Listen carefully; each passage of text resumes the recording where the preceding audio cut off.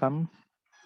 Baik, jadi bagian berikutnya adalah mengenai fungsi kompleks, definisi, dan contohnya, kemudian limit fungsi, serta kekontinuan, turunan fungsi, kemudian persamaan Cauchy-Riemann. Oke, yang kita akan bahas seperti itu. Oke, baik.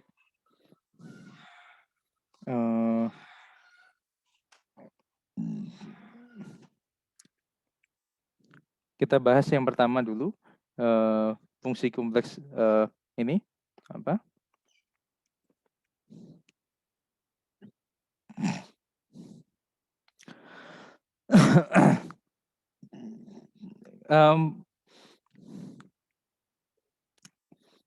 Jadi fungsi kompleks atau persisnya fungsi dengan peubah kompleks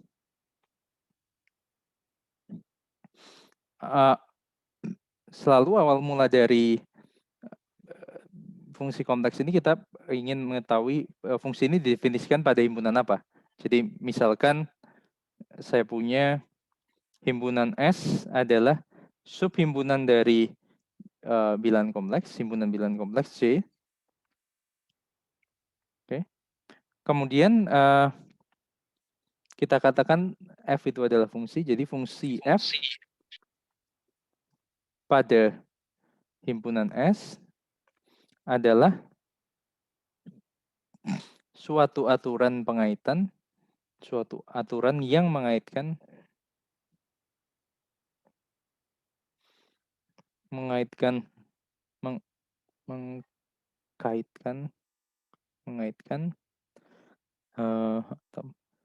setiap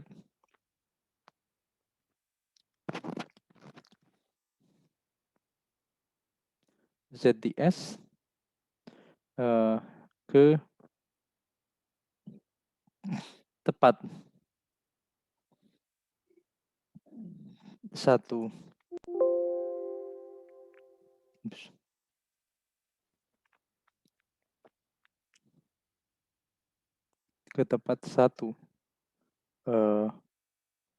bilangan kompleks W. Okay. Jadi Anda seperti pada fungsi real notasi F S dari S ke C. Kemudian FZ sama dengan W di sini. Oke. Tuliskan seperti itu. Nah, beberapa istilah himpunan S disebut daerah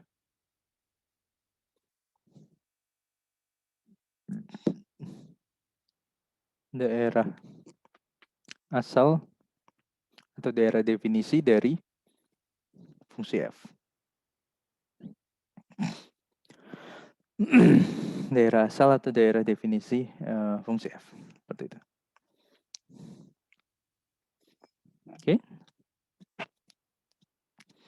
Nah, tentu saja Anda sudah mengenal di kalkulus atau di matematika 1A atau di pengantar analisis real bahwa S ini terkadang disebut dengan domain fungsi.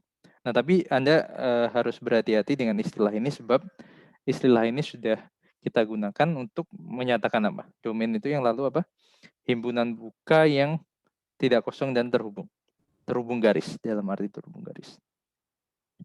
Ini disebut dengan domain. Oke.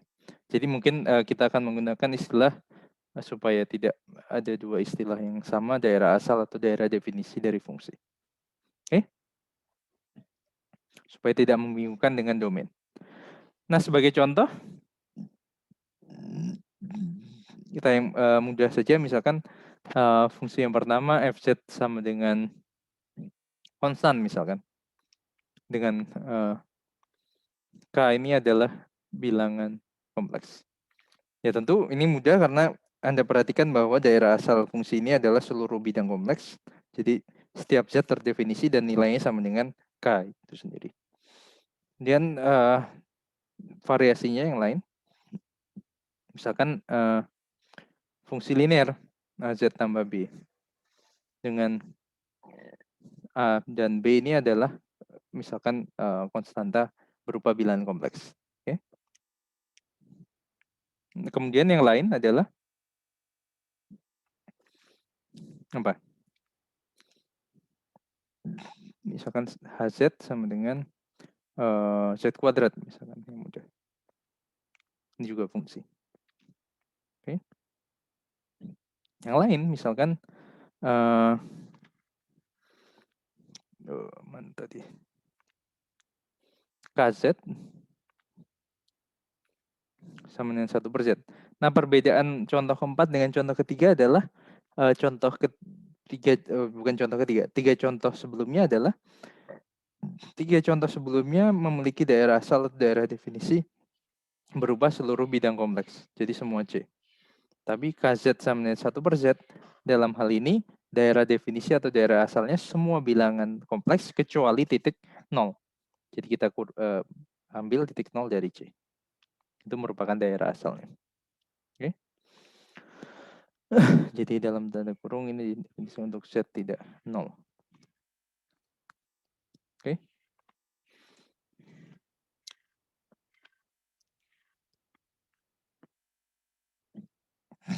Nah, oke. Nah, sekarang idenya adalah kita mungkin dari contoh-contoh ini sudah oke. Idenya adalah kita ingin melihat fungsi kompleks ini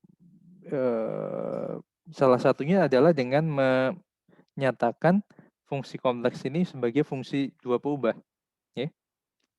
Supaya pengetahuan tentang fungsi dua peubah yang kita ketahui selama ini bisa digunakan untuk memahami fungsi kompleks. Oke. Jadi maksudnya seperti apa? Jadi tentu saja Anda bisa menuliskan untuk bilangan kompleks Z atau persisnya Z di S saja sebagai daerah definisi fungsi, kita bisa tuliskan Z sama dengan X tambah I kali Y. Kemudian tadi fungsi F adalah fungsi dengan daerah asal S. Ini kita tuliskan FZ sebagai F dihitung di X tambah I kali Y. Di mana X dan Y adalah bilangan real. Oke, jadi kita menyatakan sebagai bentuk Cartesian seperti ini. Oke. Sebagai contoh, yang mudah misalkan, tentu kalau fungsi konstan tidak akan memberikan informasi apa-apa. Misalkan F saya adalah yang fungsi linear saja. Fz sama dengan Z. Identitas seperti ini. Kalau saya tuliskan Z sama dengan X tambah I kali Y, saya artinya menuliskan F X tambah Y sama dengan persis X tambah Y. Seperti ini.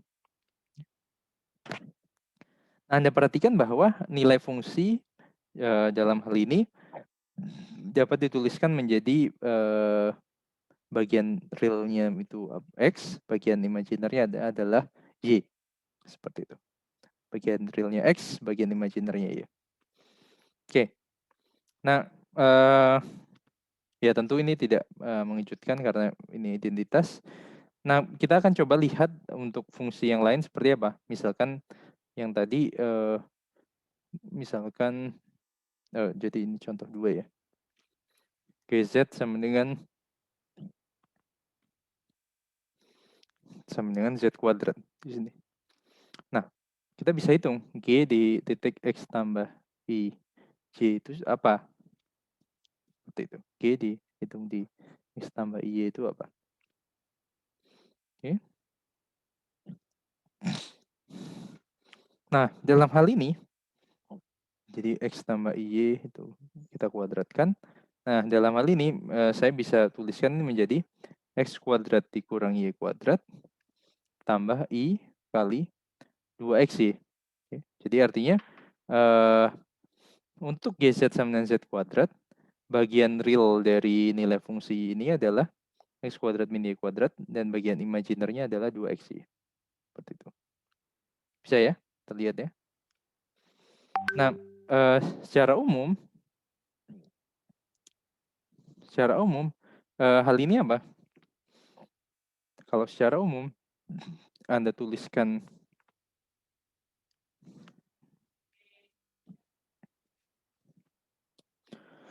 secara umum, kalau saya punya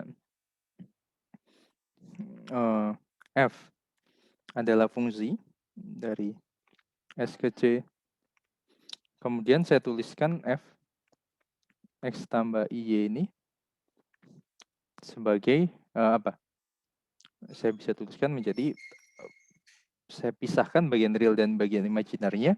Kemudian bagian real adalah fungsi dari XY, bagian imaginer juga fungsi dari XY. Fungsi dua peubah. Jadi artinya U XY ditambah I V XY. Seperti itu.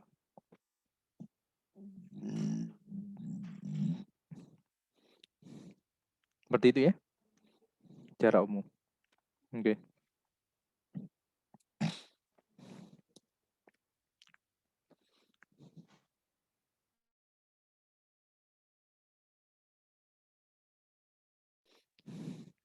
Jadi Anda perhatikan di sini di awal di ruas kiri, saya punya fungsi kompleks.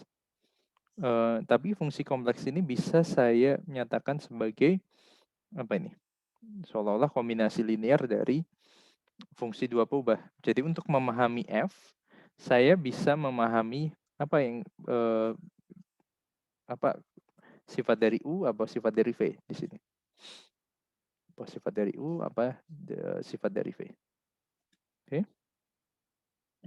Kemudian melihat perilaku apa dari fungsi f ini. Oke. Secara lebih eksplisit. Oke.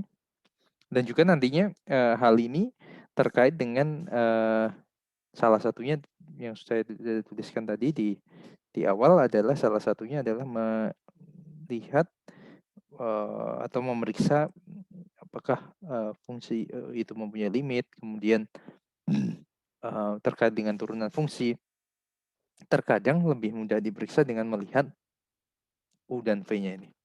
Dan bahkan di bagian minggu depan, materi minggu depan, hal ini penting sebab Anda bisa mengaitkan sifat fungsi f yang mempunyai turunan pada cakram dengan persamaan, misalkan kalau Anda pernah dengar di kuliah metode matematika atau apa istilahnya, persamaan diferensial parsial ya sekarang, atau pengantar persamaan diferensial, kaitan dengan persamaan Poisson atau persamaan Laplace. Oke, jadi dan sebaliknya, terkadang untuk memahami fungsi dua peubah, kita pinjam sifat atau pemahaman dari fungsi kompleks. Oke, seperti itu. Nah, jadi artinya seperti Anda lihat sebelumnya, perluasan kebilangan kompleks ini terkadang justru malah menyelesaikan masalah kita pada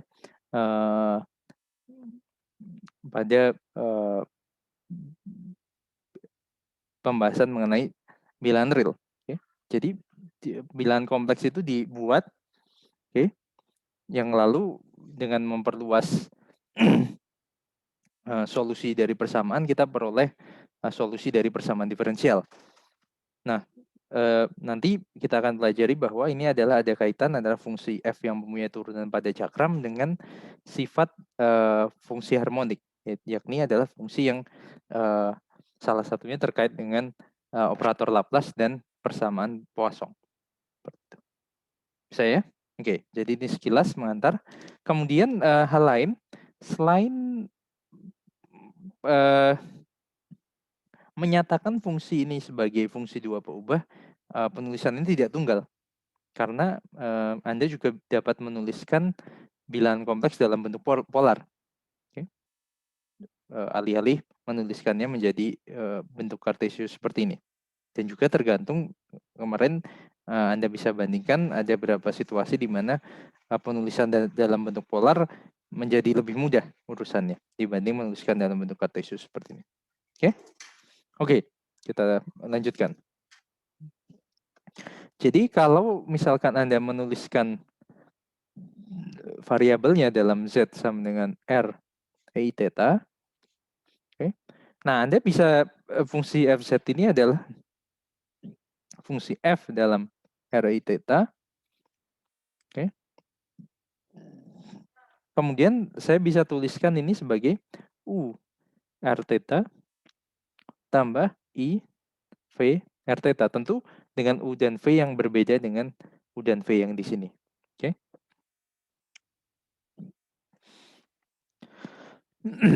Dalam arti, misalkan fz-nya sama dengan z kuadrat. Misal fz sama dengan z kuadrat. F RI theta kan?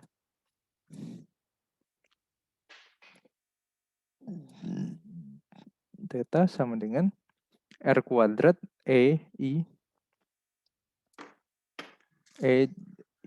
2 theta. Atau bisa saya tuliskan dengan rumus Euler menjadi R kuadrat cos 2 theta tambah I R kuadrat sin 2 theta. Oke. Oke. Nah, jadi jadi ada dua penulisan untuk Z kuadrat. Bisa dituliskan tadi sebagai X kuadrat min Y kuadrat tambah I 2XY, ataupun sebagai dalam koordinat polar sebagai R kuadrat cos 2 theta tambah I R kuadrat sin 2 theta. Seperti itu. Apakah sudah jelas atau ada pertanyaan terkait hal ini?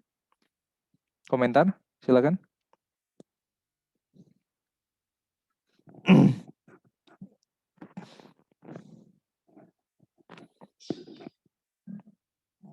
Ada pertanyaan, komentar? Oke, kita coba lihat contoh lain.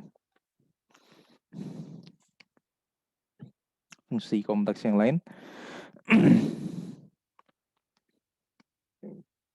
Nah, walaupun bisa dituliskan persisnya sebagai UXY tambah I VXY, terkadang I VXY ini akan bernilai 0, bisa saja bernilai 0. Jadi dari fungsi kompleks nilainya bernilai real, atau bahkan mungkin kadang-kadang subhimpunan dari bilangan real. Bisa saja misalkan nilainya hanya positif, nilainya hanya negatif, ataupun nilainya 0. Oke. Tentu dengan pengecualian fungsi konstan ya. Jadi sebagai contoh misalkan saya bisa tuliskan fz, misalkan contohnya, misalkan fz sama dengan modulus z kuadrat misalnya. Nah, kalau kita tuliskan z sama dengan x tambah i, maka kita akan punya fx tambah i itu sendiri adalah modulus kuadrat dari x tambah i. Sedangkan Anda tahu modulus dari ini adalah akar x kuadrat tambah y kuadrat, dikuadratkan akan menjadi x kuadrat tambah y kuadrat. Atau saya bisa tuliskan x kuadrat tambah y kuadrat bagian realnya tambah i kali bagian imajiner selalu bernilai 0. Seperti itu.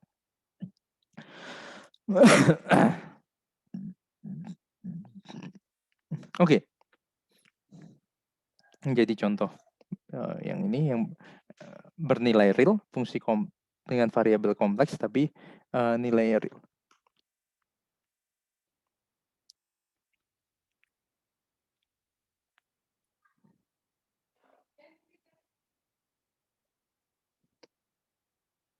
Oke.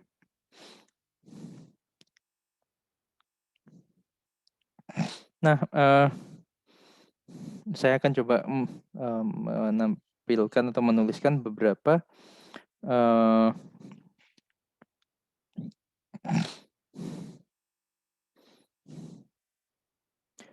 contoh lain.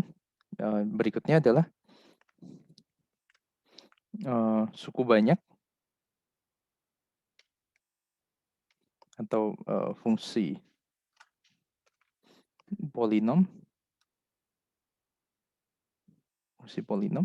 Nah, apa fungsi suku banyak atau polinom ini adalah fungsi yang saya tuliskan sebagai Misalkan saya gunakan notasinya adalah A0 tambah A1Z ditambah A2Z kuadrat ditambah AN Z pangkat N. Oke. Jadi ini fungsi suku banyak atau polinom. Nah, Anda perhatikan di sini daerah asalnya apa atau daerah definisi dari fungsi ini apa? Tentu saja seluruh bilangan kompleks ya.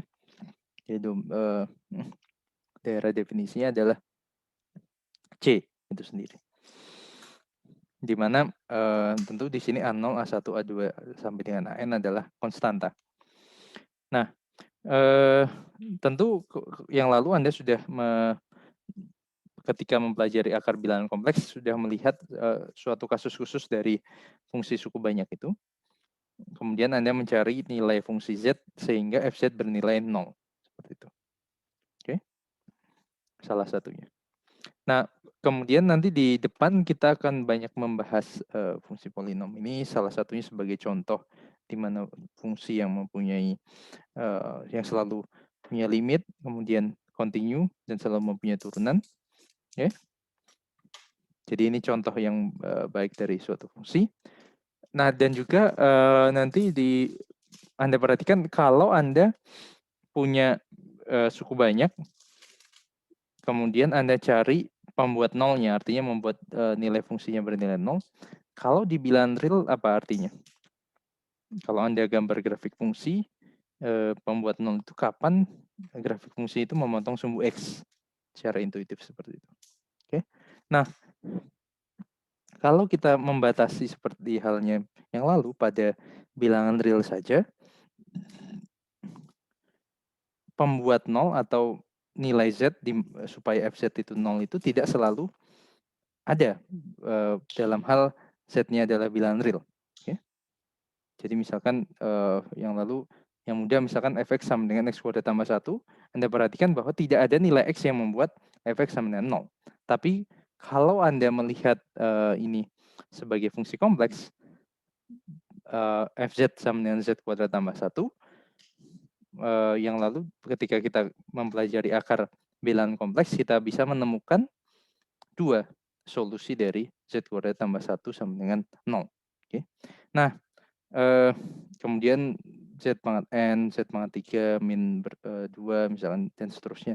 Nah, Anda perhatikan apa? Coba kita refleksi dari pertemuan yang lalu. Misalkan secara umum Anda punya Fz sama dengan Z pangkat N tambah C misalkan. C-nya ini juga bilangan kompleks misalkan. Banyaknya solusi.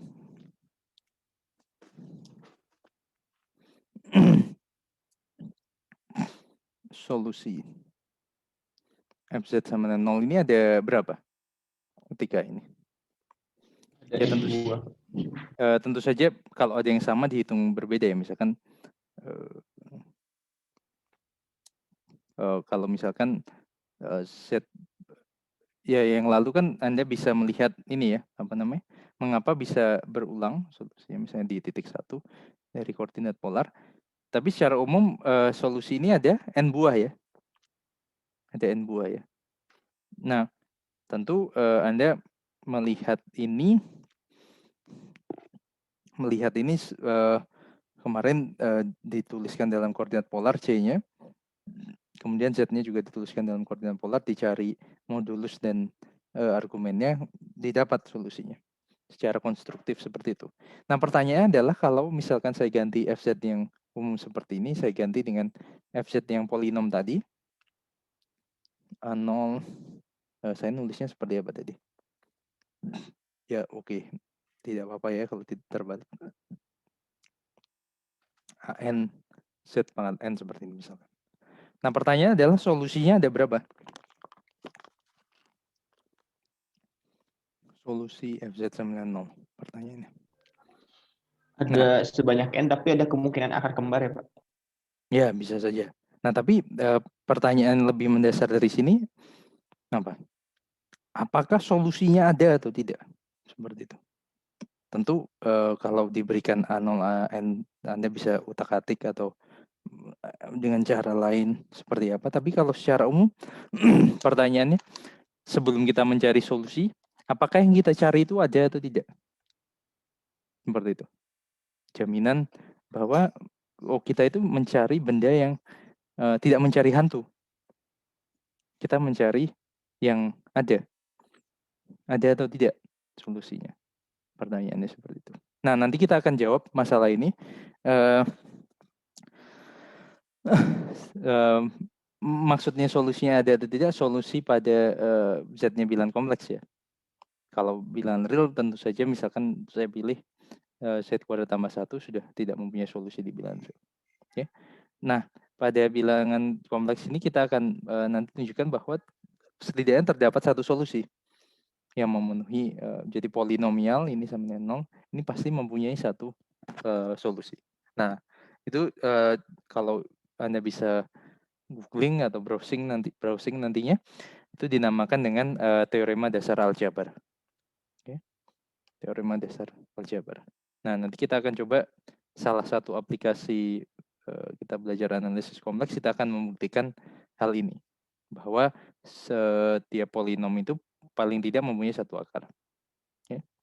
Nah, itu banyak sekali buktinya, versi bukti-buktinya. Nah, nanti mungkin kita akan gunakan versi bukti dengan menggunakan integral fungsi kompleks. Tentu ini dibahas di bab-bab berikutnya. Seperti itu. Oke.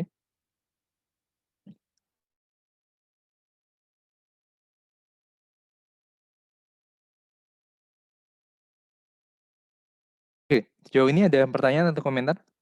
Oke, saya kembali ke materi utamanya, yakni mengenai contoh fungsi tadi. Nah, jadi ini fungsi polinom atau fungsi suku banyak. Variasi yang lain adalah fungsi rasional. Apa itu fungsi rasional? Fungsi rasional adalah fungsi yang bisa dituliskan sebagai hasil bagi dari dua fungsi polinom. PZ dibagi QZ dengan P dan Q adalah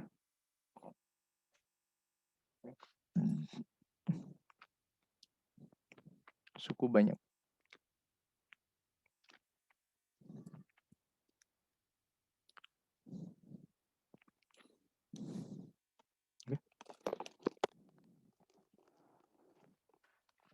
Dengan P dan Q adalah suku banyak. Seperti itu. Salah satu contohnya. Oke. Nah, tentu saja ke depannya kita akan belajar misalkan fungsi seperti halnya pada fungsi bilangan real, fungsi eksponensial, kemudian fungsi logaritma, fungsi trigonometri, dan seterusnya. Nah, tapi untuk fungsi kompleks ini kita perlu melihat hal ini lebih teliti. Mengapa? Anda perhatikan yang lalu ketika Anda misalkan kalau ini fungsi tidak, misalkan fz sama dengan saya definisikan akar pangkat n, z pangkat sepertiga misalkan. Kalau dengan pengertian atau definisi yang saya tuliskan di depan tadi, itu merupakan fungsi tidak? Atau yang mudah misalkan z pangkat sepertiga atau z pangkat setengah misalkan sama saja, yang dimana hal ini ekspresi ini didefinisikan pada subbab yang lalu akar pangkat n, ini fungsi atau bukan? Pertanyaannya. Oke. Oke. Komentar? Ada? Coba yang belum pernah. Theo? Ada Theo? Bukan Pak Theo kan? Theo, silakan Theo. Iya Pak. Oke, aman. Ternyata bukan Pak Theo. Oke, jadi fz sama dengan z pangkat 1/3 atau fz sama dengan z pangkat 1/n atau z pangkat setengah itu fungsi atau bukan dalam definisi yang saya berikan di awal tadi? Bukan. Mengapa bukan? Karena satu nilai z bisa ketika diaplikasikan, diambil pangkat 1/n-nya ada n nilai berbeda untuk satu nilai input Z-nya gitu, Pak. Oke. Tapi kalau misalnya gini, saya bandingkan kontrasnya, misalkan kalau X-nya bilan real, efek sama dengan X pangkat 1/3 ini, X bilan real, ini fungsi atau bukan? Fungsi. Mengapa? Karena itu Atau karena sebentar, mungkin supaya saya tidak bisa nulis yang sama seperti itu. Kemarin perjanjiannya seperti ini ya, akar pangkat ya 3 dari X. Nah, ini fungsi atau bukan? fungsi. Mengapa?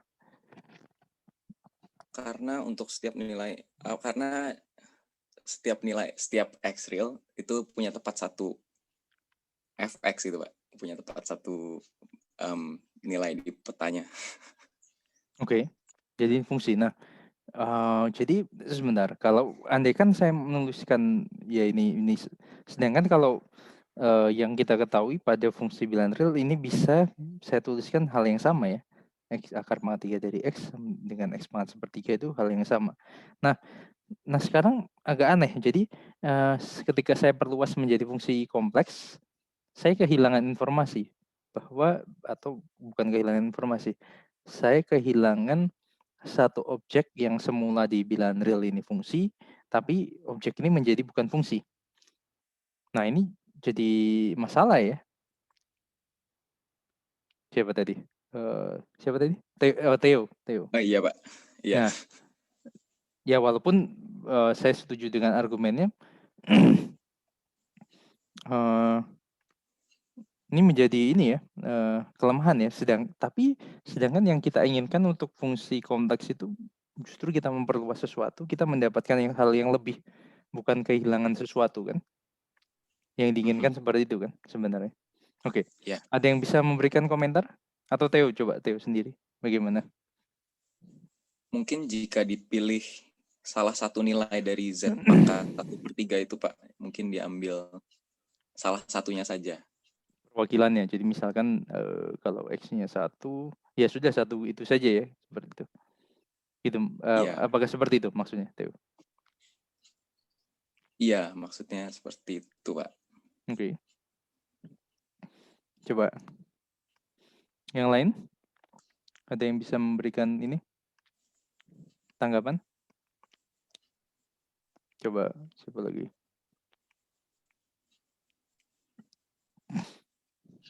Diambil akar utamanya, Pak. Diambil akar utamanya salah satunya. Misalkan kalau yang lalu kan melihat 1/Z pangkat 1/2, misalkan ada 2, yang mana yang akar utamanya, seperti itu. Nah, yang akar utamanya itu melihatnya kemarin seperti apa? Yang tidak dirotasikan, Pak, sesuai dengan argumen utama si fungsi yang awalnya, Pak. Jadi melihat tentu saja penulisan Z dalam bentuk polar itu ada nilai argumennya ada banyak sekali ya. Tapi kita bisa membatasinya untuk argumen utama, sehingga kita peroleh akarnya adalah akar yang utama ya, seperti itu. Jadi dibatasi untuk nilai utama dari ini ya, akar pangkat n ya. Sebagai contoh, misalkan kalau misalkan saya punya, jadi persisnya mungkin kalau 1/3 terlalu ini, misalkan Z-nya adalah bilan kompleks, kemudian tentu kita batasi yang tidak nol. Nah, tentu Z pangkat 1/2 mempunyai 2 nilai ganda.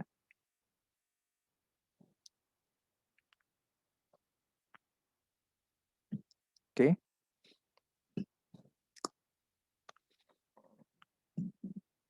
Dalam hal ini Z pangkat 1/2 yang ini bisa dituliskan sama dengan, nanti saya tulis yang satunya di sini, akar R E pangkat I theta per 2 misalkan. Bisa saya tuliskan. Jadi kalau misalkan Z-nya bilangan yang kompleksnya tidak nol, saya tuliskan sebagai Z sama dengan R EI theta. Nah tentu saya seperti tadi arahnya adalah memilih tetanya yang mana.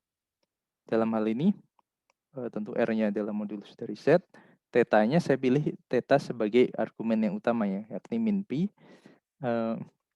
sampai dengan pi. Seperti itu.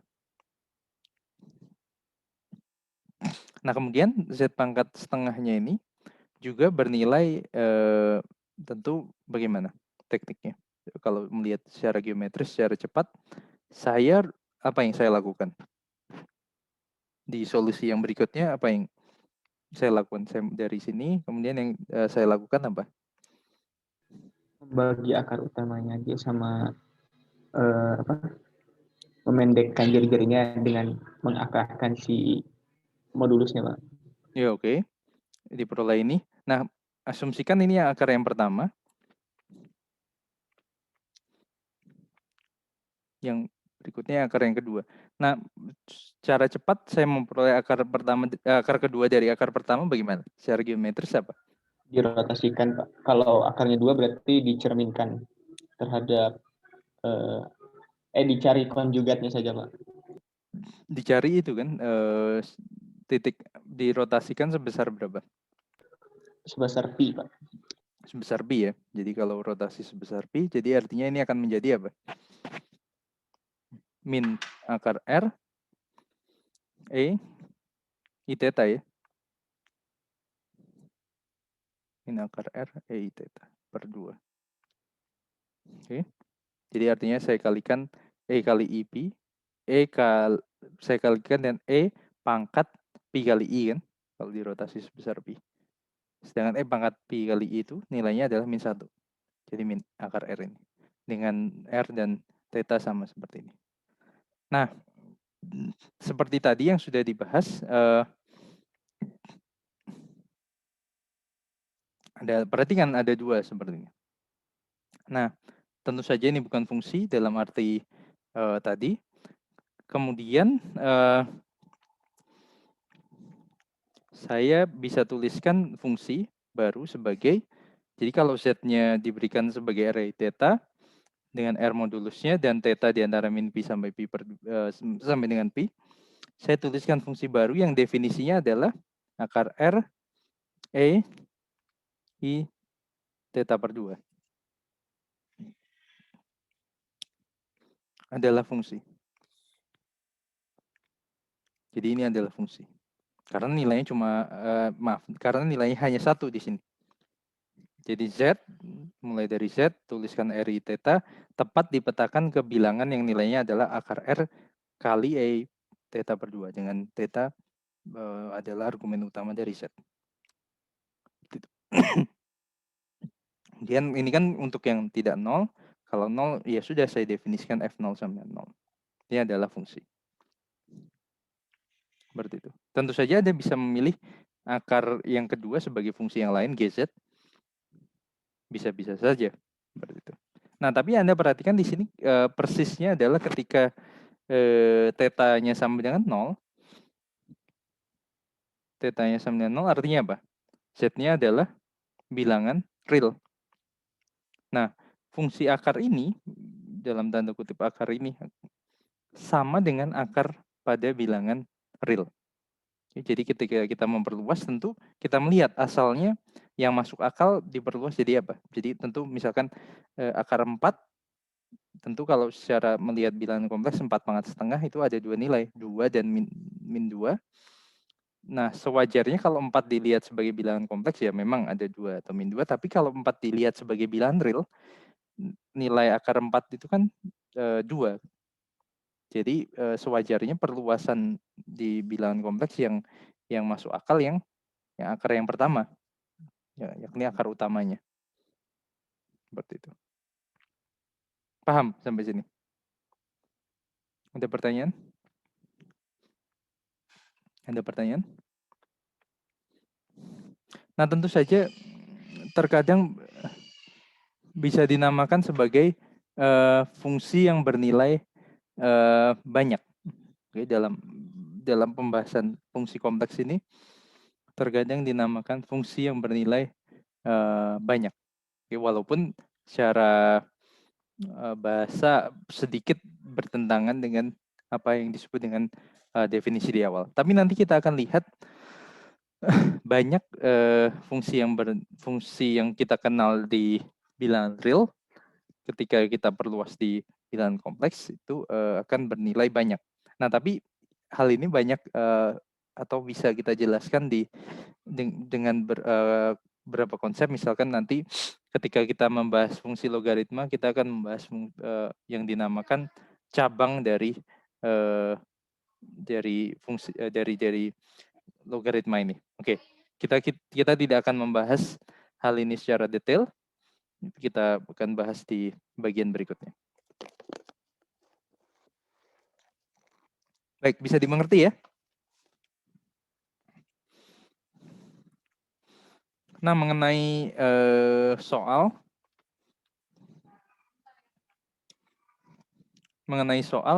misalkan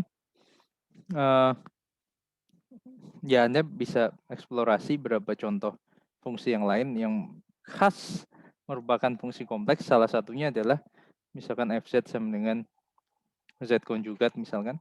Kemudian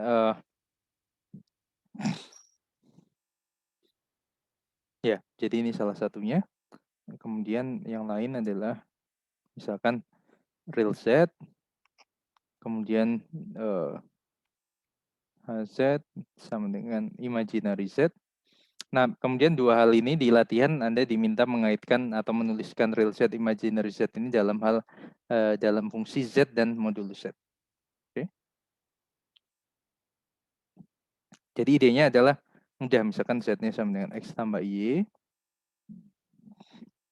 Kemudian real z ini kan persisnya sama dengan x. Kemudian imaginary z ini persisnya sama dengan y. Nah, Anda tulis saja z konjugat itu sama dengan x min y.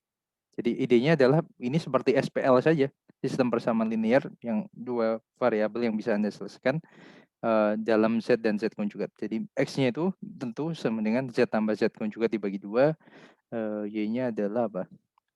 Z min z konjugat dibagi 2i. Seperti itu. Nah, di latihan diminta seperti itu. Tolong nanti Anda kerjakan, mungkin juga sudah dibahas sebagai PR. Oke. Kemudian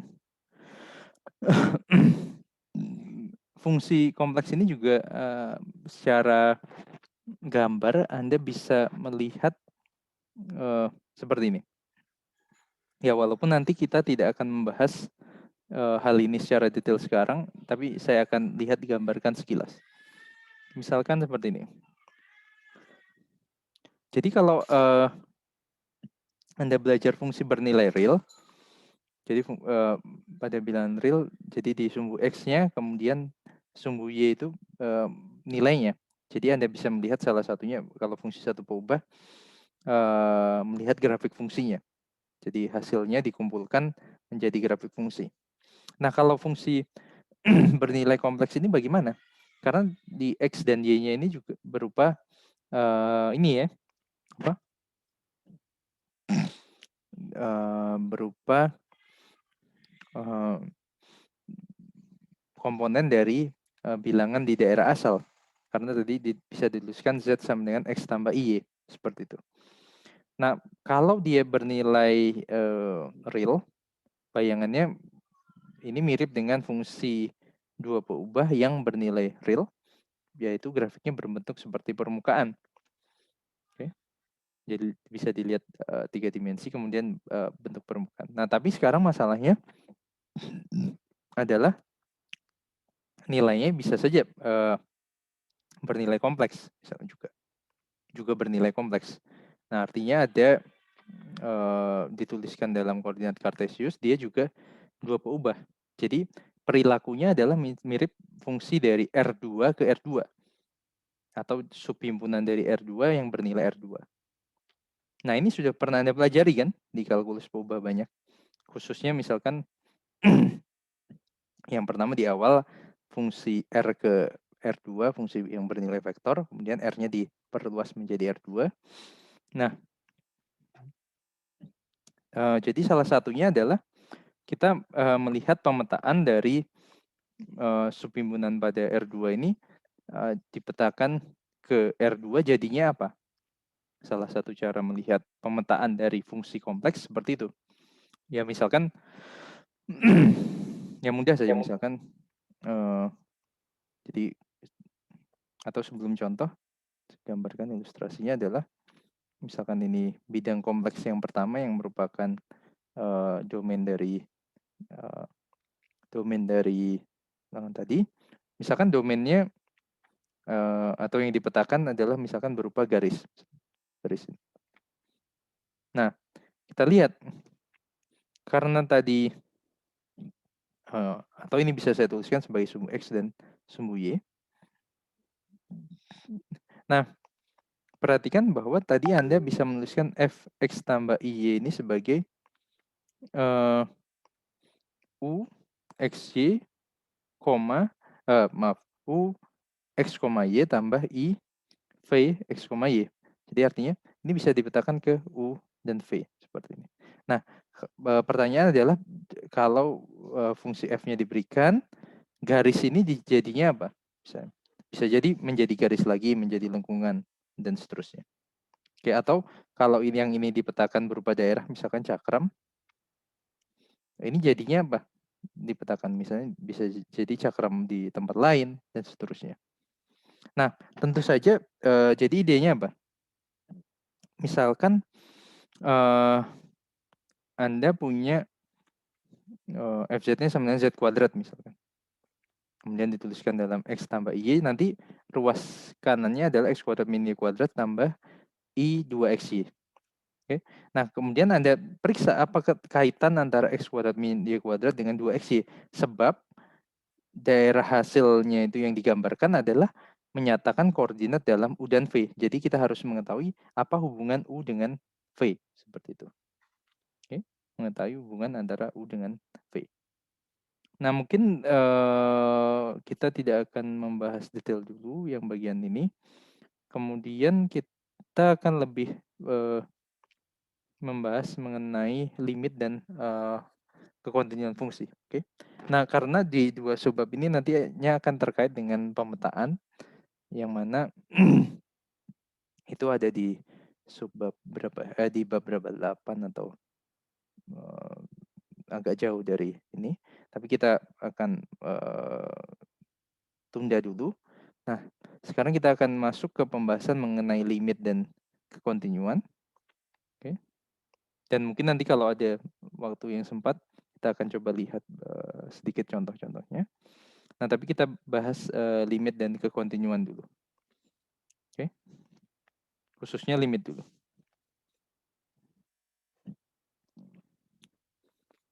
Limit fungsi kompleks. Nah, idenya adalah sebenarnya ini mirip dengan apa yang Anda pelajari di kalkulus. Oke. Apa yang Anda pelajari di kalkulus dan juga di pengantar analisis real. Seperti itu. Jadi,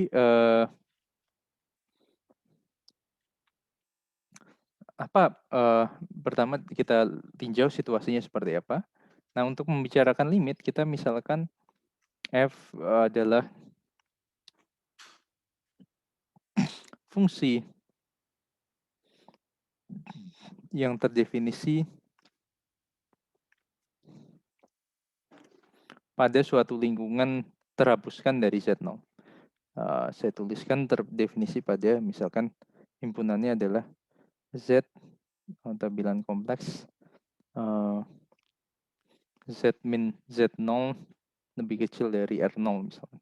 Definisikan pada ini. Maaf. Jadi terdefinisi pada sekitar Z0, tapi mungkin saja fungsi ini tidak terdefinisi di Z0. Situasinya seperti itu. Oke. Nah, kemudian dari definisi kita akan menggunakan definisi epsilon delta yang mana sudah pernah Anda pelajari di matematika 1A maupun pengantar analisis real. Oke, jadi kita tuliskan limit Z menuju Z0 dari Fz ini sama dengan katakanlah W0. Apa artinya? Jika saya gunakan notasi kuantor ya biar ringkas, untuk setiap epsilon positif ada delta positif, sehingga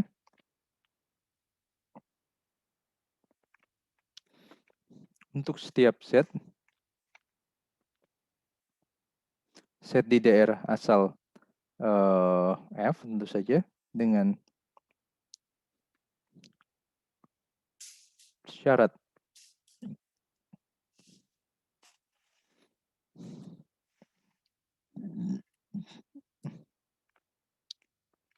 Z-nya tidak sama dengan Z0, tapi jarak Z ke Z0 lebih kecil dari delta.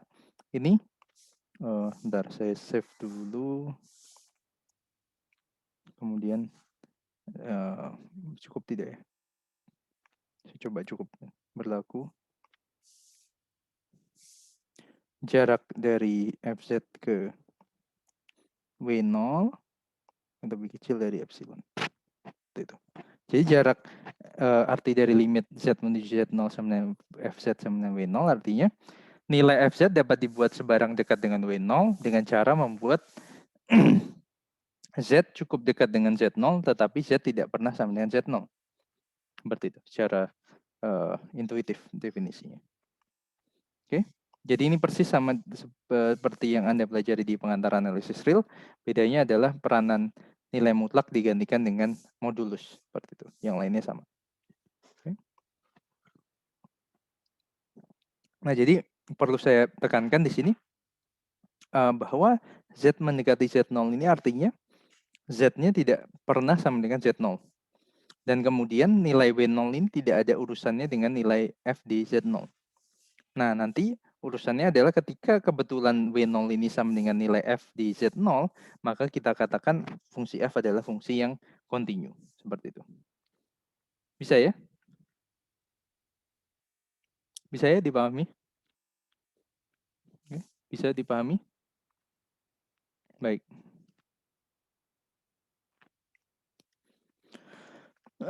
Nah, teknik dengan epsilon delta ini tentu mirip seperti yang sudah Anda pelajari ketika belajar pengantar analisis real ya. Itu yang sudah pernah Anda pelajari di situ.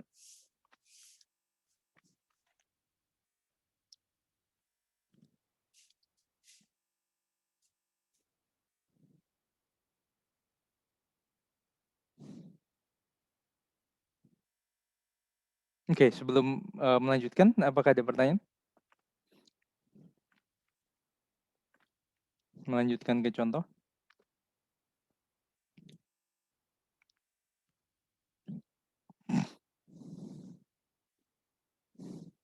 Dan juga analoginya adalah limit fungsi dua peubah ini mirip, limit fungsi kompleks ini mirip dengan limit fungsi dua peubah yang sudah pernah Anda pelajari di kalkulus peubah banyak. Oke. Apakah ada pertanyaan sejauh ini? Belum?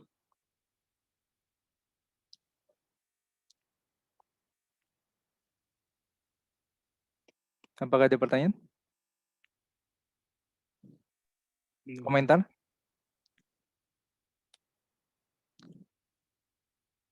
Belum ada?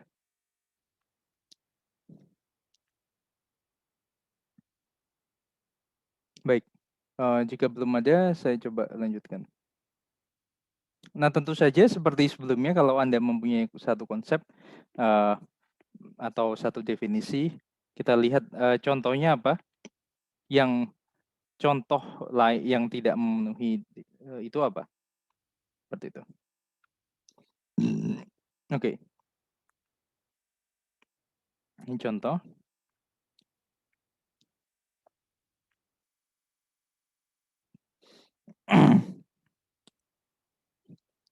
Misalkan FZ-nya sama dengan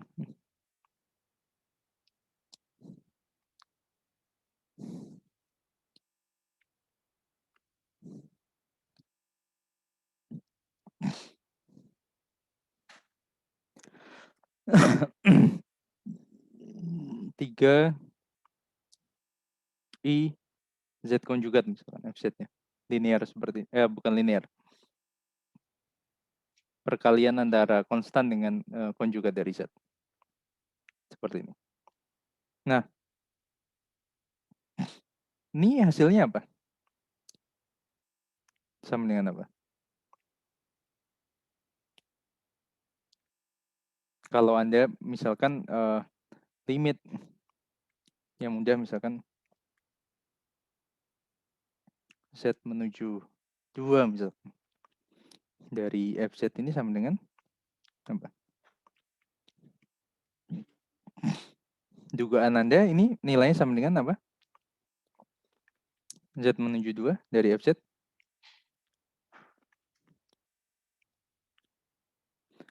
Agnes Indarwati Susanto, silakan. Agnes. Iya, Pak. Ya, ini nilainya sama dengan nilai limitnya sama. Ya? Nilai limitnya ya? Iya. Nilai limitnya apa? Kemudian kita akan coba menggunakan definisi epsilon delta untuk memverifikasi dugaan nilai limitnya ini. 3 tambah 6I bukan, Pak? 3 tambah sebentar.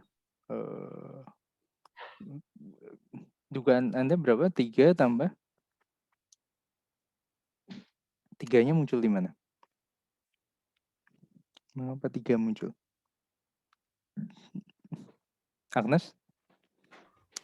Itu 3, kan FZ-nya itu 3I dikali Z konjugat ya, Pak? Oke.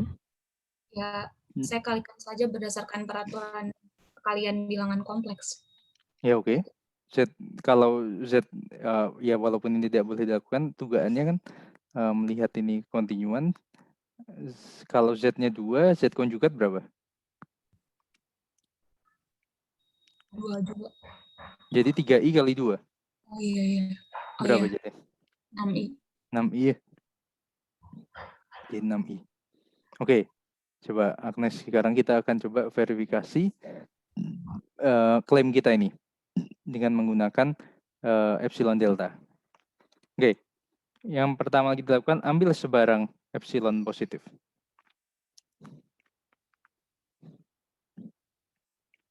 Nah, untuk memilih delta, jadi ini coretannya dulu ya. Yang kita lakukan apa, Agnes?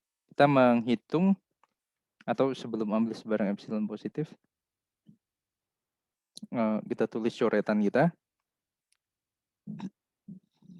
Target kita adalah estimasi selisih antara FZ dengan nilai limitnya ya, Agnes. Jadi apa? 3IZ konjugat kita bandingkan dengan dikurang 6I. Kurang 6I. Oke, kita lihat modulusnya. Ini sama dengan apa ini, Agnes? Langkah pertama yang kita sederhanakan menjadi apa?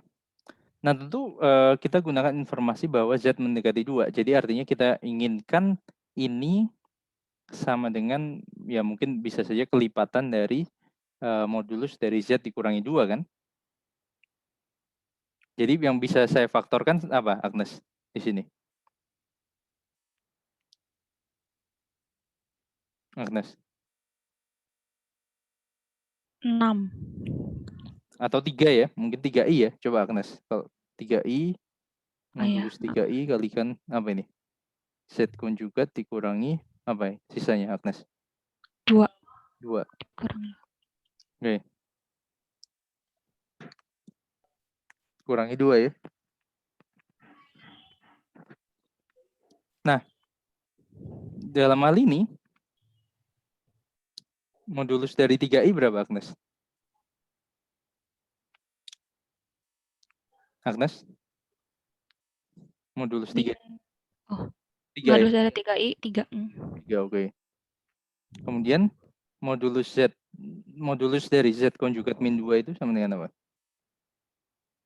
Kalau dari gambar misalnya. Misalnya dari gambar, ini Z, ini 2 misalkan. Atau seperti ini. Kalau Z-nya di sini, ini Z konjugat kan persis sama di situ. Kalau 2 di sini, sama juga ya. Karena ini sama. Kalau Z ke Z konjugat itu artinya secara geometris apa, Agnes? Gimana, Pak? Secara geometris apa arti proses konjugat itu? Kalau saya punya Z konjugat, itu diperoleh dari mana? Z konjugat dari Z. Kalau pada Cerminkan ya, bidang Pak. kompleks, dicerminkan terhadap apa? Terhadap sumbu real.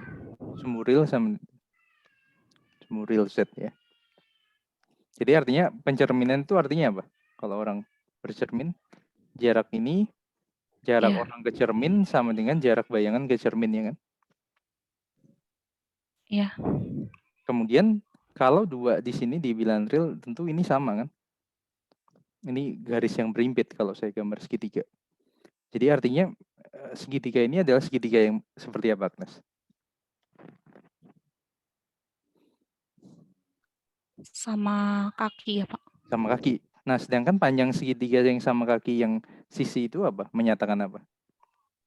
Yang ini saya tunjukkan ini, yang di atas. Modulus. Modulus dari apa? Dari Z-2. Oke. Sedangkan yang ini, yang bawah? Modulus dari Z konjugat -2. Jadi artinya karena sama kaki tadi adalah ini persis sama ya? Iya. Oke. Ya, Anda bisa gunakan secara aljabar misalkan 2 itu adalah 2 konjugat, kemudian nanti Z konjugat dikurangi 2 konjugat sama dengan Z min 2 dikonjugatkan, kemudian modulus dari yang konjugat itu sama dengan modulus bilangan itu sendiri juga bisa. Nah, itu melihatnya secara geometris. Oke, jadi coretan kita seperti ini, Agnes. Nah, nanti dugaannya apa? Kalau diberikan epsilon, deltanya apa, Agnes? Deltanya apa? Yang dipilih deltanya apa, Agnes? 3 epsilon ya, Pak. 3 epsilon. Deltanya 3 epsilon ya. Nah, kita coba dulu.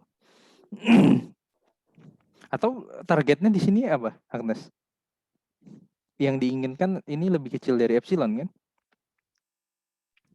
Sedangkan Iya. ini lebih kecil dari delta kan? Jadi deltanya apa yang kita pilih? Oh, epsilon per 3. Nah, itu epsilon per 3. Oke, sip. Baik, jadi oke, coretan itu. Sekarang kita coba mulai mengerjakan verifikasi limit tadi. Jadi ambil sebarang epsilon positif. Coba Agnes yang aktif, saya yang nulis. Kemudian pilih deltanya tadi sama dengan apa, Agnes? Epsilon per 3. Pilih delta sama dengan epsilon per 3. Nah, kemudian untuk jadi Z dengan 0 lebih kecil dari Z min 2 lebih kecil dari delta, ini berlaku. Nah, kita ulangi proses tadi, coretan tadi. FZ-nya apa? Kita gunakan FZ ya, atasnya. Oke, FZ.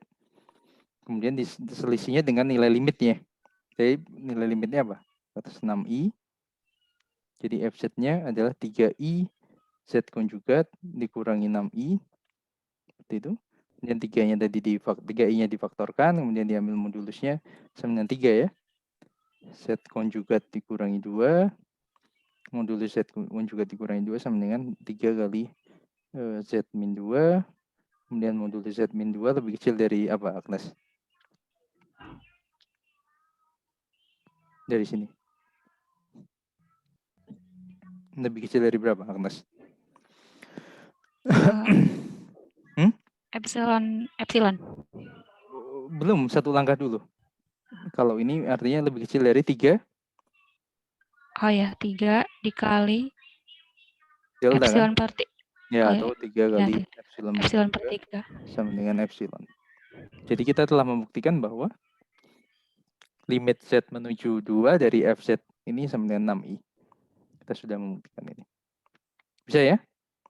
Oke, jadi dengan epsilon delta mirip dengan yang pernah Anda belajar di analisis pengantar analisis real maupun dengan yang Anda pelajari di kalkulus Poba banyak misalkan. Oke, konsepnya. Nah, sekarang kita akan coba lihat satu contoh di mana ada satu fungsi f didefinisikan, ya boleh saja fungsi f tidak terdefinisi di titik akumulasinya itu, tapi di sekitar terdefinisi kita perhatikan bahwa nanti limitnya tidak ada.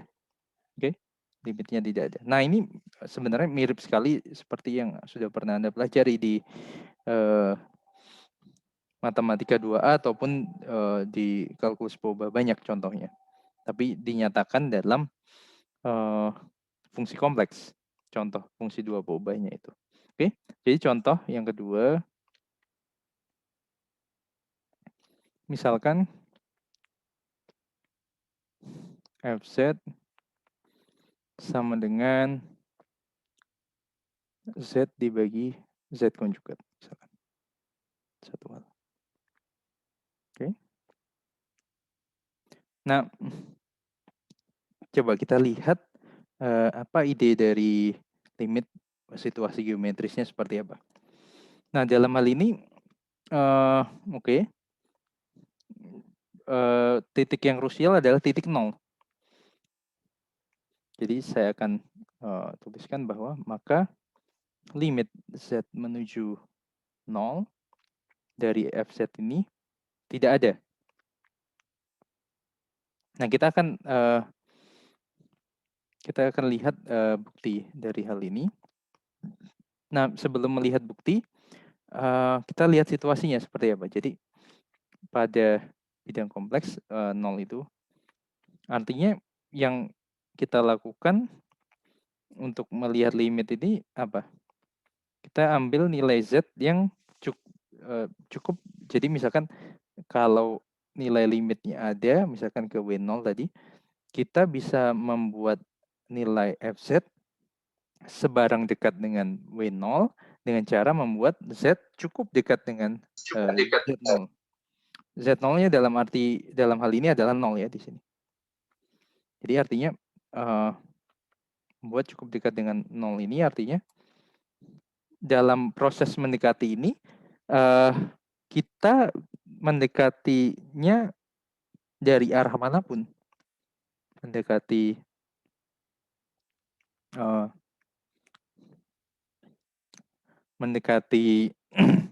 titik 0-nya ini dalam arah manapun. Seperti halnya kalau Anda pelajari limit fungsi 2 Poba. Okay? Anda bisa mendekati dengan kurva apapun. Okay? Kalau limitnya ada. Nah, jadi artinya kalau saya melihat kontraposisinya, apa? Jadi jika limitnya ada, maka limit dari arah manapun pada kurva apapun di sekitar 0 ini yang mendekati 0, nilainya akan ada dan sama dengan nilai limit tadi. Nah, jadi kalau saya baca kontraposisinya adalah jika saya mempunyai dua kurva atau dua garis atau dua arah pendekatan yang berbeda, kemudian nilai limit masing-masing pendekatan itu berbeda, maka nilai limit fungsinya tidak ada. Kuncinya itu. Oke. Nah, untuk contoh fungsi yang seperti ini, yang diinginkan adalah kita lihat seperti tadi, kita nyatakan fungsi kompleks ini dalam fungsi 2 Poba. Oke. Oke, kita lihat. Jadi kita misalkan z sama dengan x tambah i.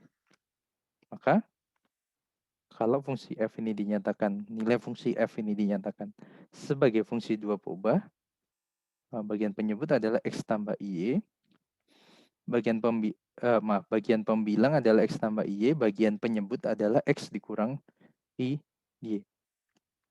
X dikurangi i y. Seperti itu. Oke, penyebutnya. Nah, artinya kemudian kita tafsirkan limit z menuju 0 ini sebagai kalau fungsi 2 Poba adalah limit x, y menuju 0,0. Analoginya seperti itu. Oke, kalau Anda melihat fungsi dua peubah. Oke. Jadi bayangkan kalau fungsi dua peubah misalkan bentuknya adalah seperti ini. X tambah 2Y dibagi X dikurangi 2Y. Dibagi X dikurangi 2Y. Seperti itu kondisinya. Nah, ya I-nya ini seperti itu. Nah, Anda ingat kembali bagaimana caranya. Jadi Anda pilih apa tekniknya. Anda pilih dua garis atau dua lintasan yang mendekati 0,0, tetapi nilai limit yang pertama, jadi diusahakan limitnya itu menjadi nanti limit satu peubah, masing-masing menjadi limit satu peubah, tapi limit satu peubah ini nilainya berbeda. Idenya seperti itu. Oke, kita lihat persisnya, kalkulasinya adalah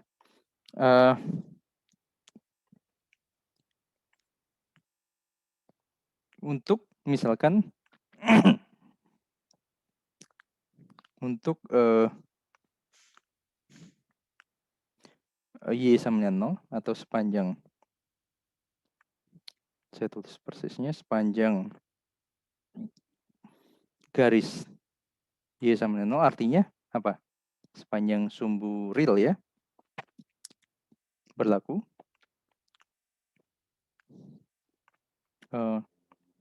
Fz sama dengan X tambah I kali 0 dibagi X dikurangi I kali 0. Kemudian Anda perhatikan bahwa di konsep limit tadi Z-nya itu tidak akan pernah 0 di sini.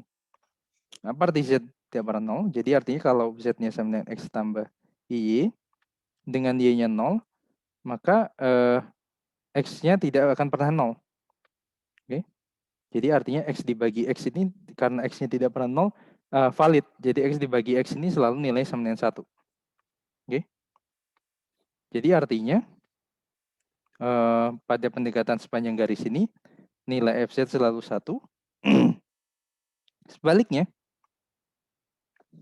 sepanjang garis X sama dengan 0, ini berlaku Fz ini sama dengan 0 ditambah I kali Y dibagi 0 kurangi I kali Y. Sedangkan Anda tahu bahwa kalau Z-nya tidak pernah 0, artinya X tambah Y tidak pernah 0. Kalau X-nya 0, Y-nya tidak 0. Artinya saya bisa membagi I kali Y dengan min I kali Y ini menjadi nilai sama dengan min 1. Oke. Jadi limit yang pertama itu 1, limit yang kedua itu selalu nilai min 1. Jadi kesimpulannya bahwa limit Z menuju 0 dari Fz ini tidak ada. Bahwa F tidak mempunyai limit di 0. Seperti itu. Coba Anda pahami sebentar, saya tunggu sebentar.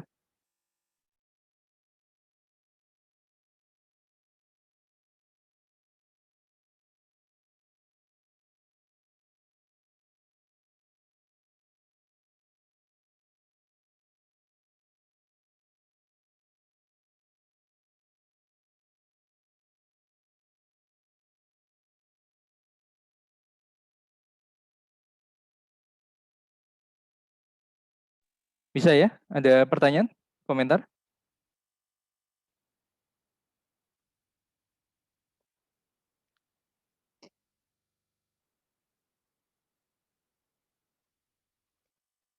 Nah, kalau tidak ada pertanyaan, coba saya tanya.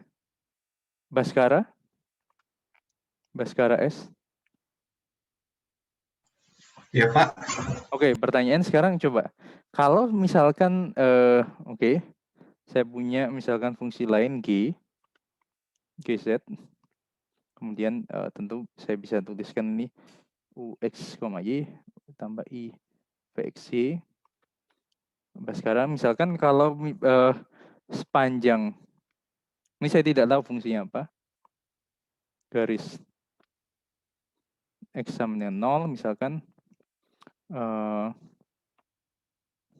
G, Z itu nilainya 1 misalkan, saudara. atau dalam tanda kutip di sini limit. Jadi pertanyaan tinjauannya adalah limit Z menuju 0 ya semua. X-nya sama dengan 0, limit 0,y menuju 0,0 dari G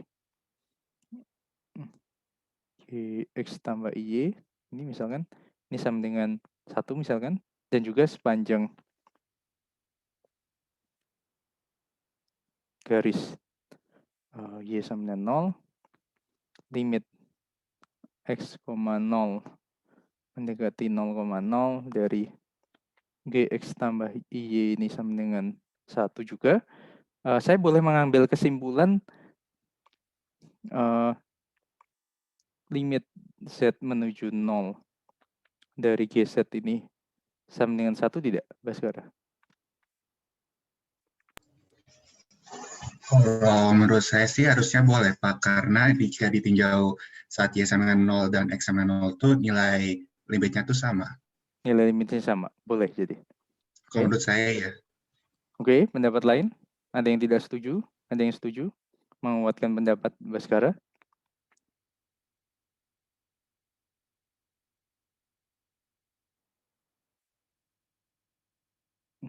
Ihsan, coba Ihsan R.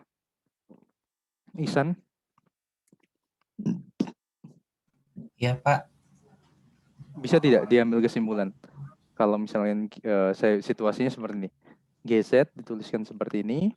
Z sama dengan X tambah Y seperti tadi. Kemudian saya tinjau limitnya sepanjang garis X sama dengan 0. Sepanjang garis Y sama dengan 0. Nilainya sama. Bisa disimpulkan tidak nilai limit Z menuju 0 dari GZ-nya juga nilai yang sama?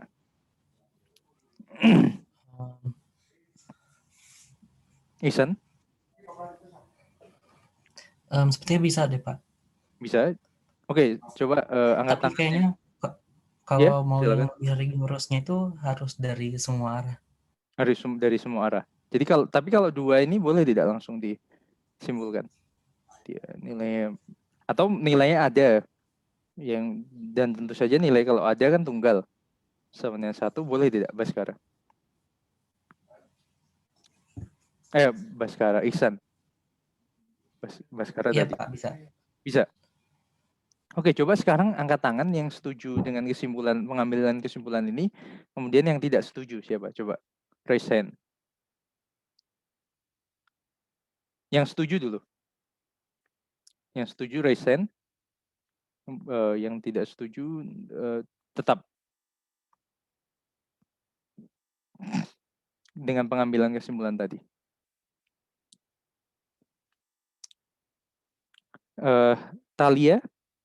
Talia Diandra, mengapa setuju alasannya?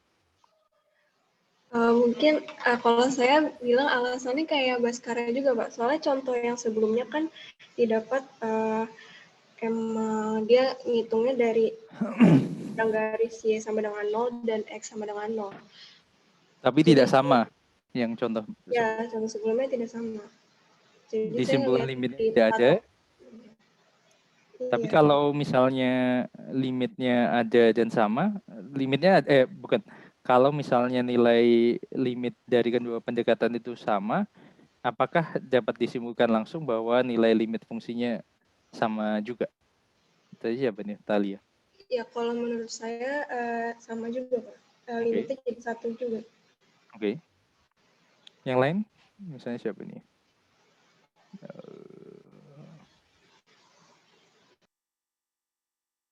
Atau coba masih diberi kesempatan, silakan angkat tangan. Atau ada yang tidak setuju ini? Kalau yang tidak angkat tangan artinya tidak setuju. Chandra Hardianto. Chandra Hardianto. Ya, Pak. Anda setuju tidak dengan pengambilan kesimpulan tadi yang jika limit dari dua garis tadi nilainya sama, maka limit fungsinya bisa disimpulkan sama? Chandra? Saya tidak setuju. Mengapa? Karena itu belum dari semua arah. Oke, belum dari semua arah. Jadi coba kalau di versi limit fungsi dua peubah saja di KPB, apa ininya pernyataannya apa? Yang persisnya apa pernyataannya? Coba kalau Raihan Raha Ashraf. Iya, Pak. Ya, kalau di fungsi dua peubah yang tentang lintasan tadi, limit pada lintasan tadi pernyataannya apa? Jika apa? Jika makanya apa? Sebentar, Pak. Saya masih bingung. Oke, jadi misalkan Anda punya fungsi dua peubah misalkan fx, y misalkan. Kemudian Anda tinjau limitnya. Limit x, y ke x yang mudah 0,0 aja lah. Oke, 1 titik aja. Ini kalau misalnya ada, kesimpulannya apa, Raihan? Jika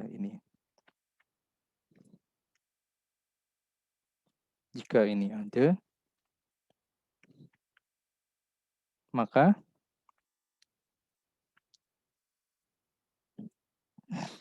apa, Raihan?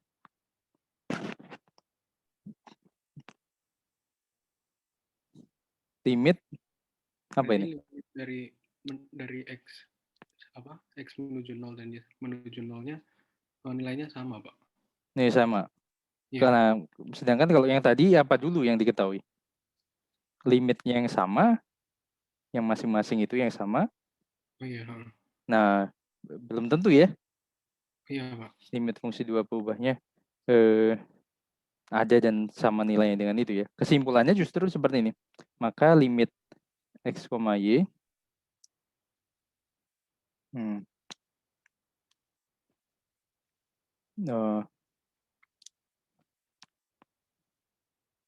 nah, ini saya tidak tuliskan secara formal.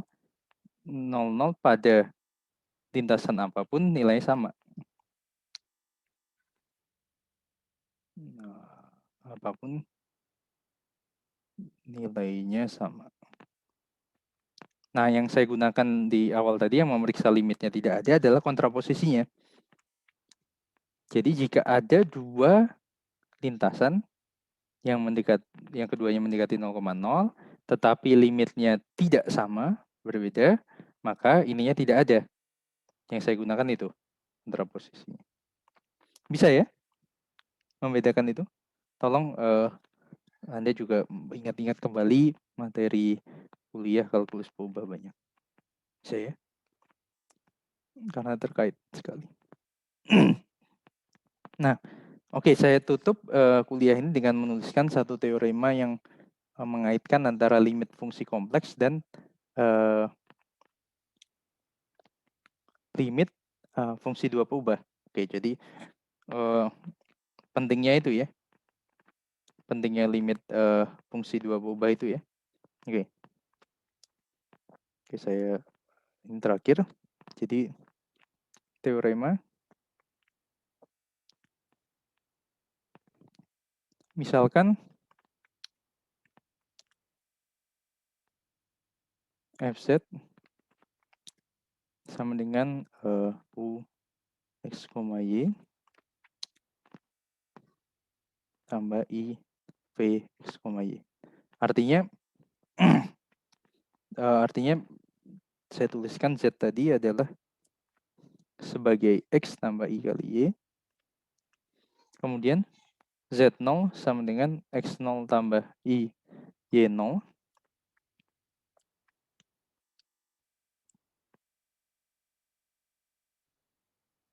Kemudian w0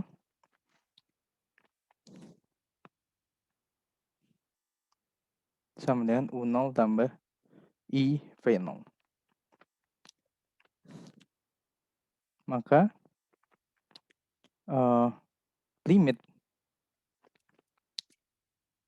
z menuju z0 fz ini sama dengan w0.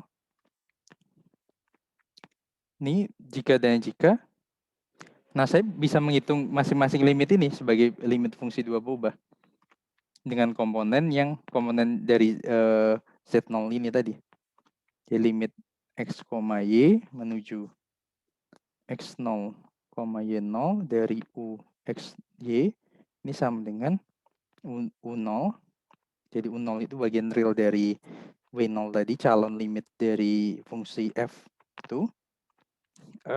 Kenapa ini? U0 dan yang sama saya limit X, Y ke X0, Y0 Vxy sama dengan V0. Seperti itu. Jadi nanti untuk menghitung nilai fungsi, limit fungsi kompleks, terutama untuk kasus di mana limit fungsinya ada, yang saya lakukan adalah saya menghitung limit fungsi dua peubah. Kemudian yang mana bagian real dan bagian imaginernya saya tahu. Kemudian nilai limit fungsi kompleksnya adalah U0 tambah I V0. Yang mana nilai sama dengan V0. Teknisnya seperti itu. Tentu saja informasinya sebaliknya juga bisa dilakukan. Mencari limit fungsi dua peubah dengan mencari limit fungsi kompleks. Tapi tentu saja informasi yang sudah pernah kita pelajari tentu lebih berguna ketika kita tahu limit fungsi dua peubah sebagai bagian real dan bagian imaginer fungsi kompleks, kita hitung limit fungsi kompleksnya. Seperti itu. Oke. Untuk kuliah hari ini saya cukupkan pada bagian ini. Nah, nanti kita akan belajar mengenai kekontinuan, turunan fungsi kompleks, dan persamaan Cauchy-Riemann di bagian berikutnya. Baik, terima kasih atas perhatiannya. Saya stop recordingnya, kemudian saya akan stop